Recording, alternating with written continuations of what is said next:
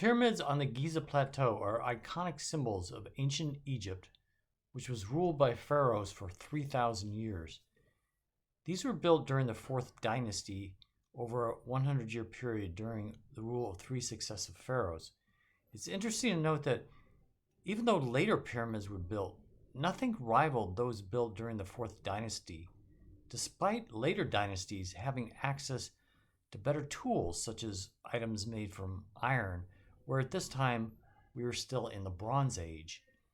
The pyramids on the Giza Plateau were actually preceded by a number of smaller pyramids built during the 3rd dynasty near Memphis, which was the capital of Egypt at that time. The step pyramid was built by the pharaoh Djoser, and even though there are earlier examples of a step pyramid, the Djoser pyramid is significant as the first one constructed with cut quarried stone versus mud and brick. The social implications of such a large project suggest that the state, and thus the world government, had a new level of control over resources, both material and human. And then we have the Bent Pyramid, also located at Memphis, which is another example of an advancement in pyramid building, and in essence represents a transition from step-sided to smooth-sided pyramid. It was constructed under the reign of Pharaoh Senufu, the first pharaoh of the 4th dynasty, and really ushered in the golden age of pyramid building. In fact, the next 3 generations of pharaohs would go on to build the great pyramids at Giza. It's believed that the angle of inclination of the Bent Pyramid was changed when it began to show signs of instability during the initial stages of building. The other interesting thing about the Bent Pyramid is the outer casing, which is white limestone, and in its original clean form would have given it a glimmering shine. In fact, its original name is translated as Southern Shining Pyramid. Now we move on to the pyramids at Giza, which have also been entirely encased in high-quality limestone. However, most of it sloughed off during an earthquake in the 13th century AD. We were able to see some of the original limestone casing at the very top of one of them.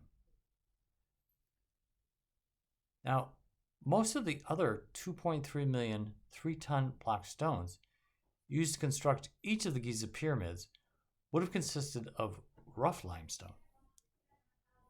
And although our understanding of the methods used to construct the pyramids are continually being refined, it is currently believed that they were constructed using idle or excess labor that existed during the flood period, since minimal agricultural activity was possible when the floodwaters covered the fields. And prior to damming of the Nile in the 1970s, the river during the flood period would have come up to near the base of the pyramids, which for the ancient Egyptians would have allowed for easy transport of stones and other materials to help build the pyramids. And a recent archaeological expedition near the Red Sea has found records written on papyrus, which appear to be a list of materials, including large quarry stones, which were most likely destined to become part of the Great Pyramids. Now, once the stones arrived at the building site, they would have been dragged up ramps to their proper position in the structure.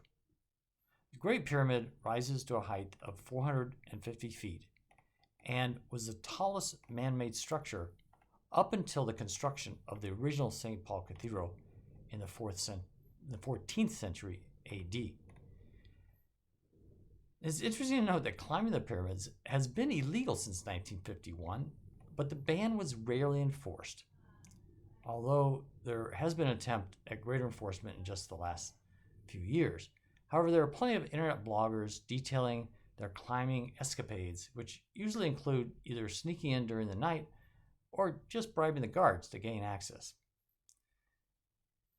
The better, more interesting, and legal excursion is to go inside the Great Pyramid and have yourself photographed inside the tomb chamber itself. Now, the tomb chamber is constructed from much stronger granite stone. However, the weight of the pyramid on top of the chamber should have theoretically caused the chamber to collapse in on itself. It was only in the early 1900s that it was determined that a series of arch-like structures above the chamber served to divert much of the pyramid's weight off the chamber itself, thus solving what had been a mystery up until that time. Now, to get to the inner chamber, you have to navigate through several narrow, steep, and somewhat claustrophobic passages, keeping in mind you are now traveling the same route used to transport the mummy into the tomb. Emerging from the pyramid's entrance, you can appreciate just how close the pyramids are to Cairo. Now, the Sphinx, which sits right in front of the Great Pyramid, was built generally at the same time as the Great Pyramids and is believed to symbolically represent a sentinel for the pyramids. It was originally cut from the bedrock itself, which, because it consists of different types of stone material, there has been some erosion of parts, particularly the base. Although it probably helped that it was partially or almost totally buried in sand for long periods of time. Now, there have been several restorations of various quality accomplished during the 20th century. It's not known for sure how the nose was damaged, but it is now considered an integral part of the statue. So after exploring the pyramids, our tour group was able to enjoy an Egyptian lunch and continue to appreciate the grandeur of the structures. Imagine coming to work every day and having this as your vista.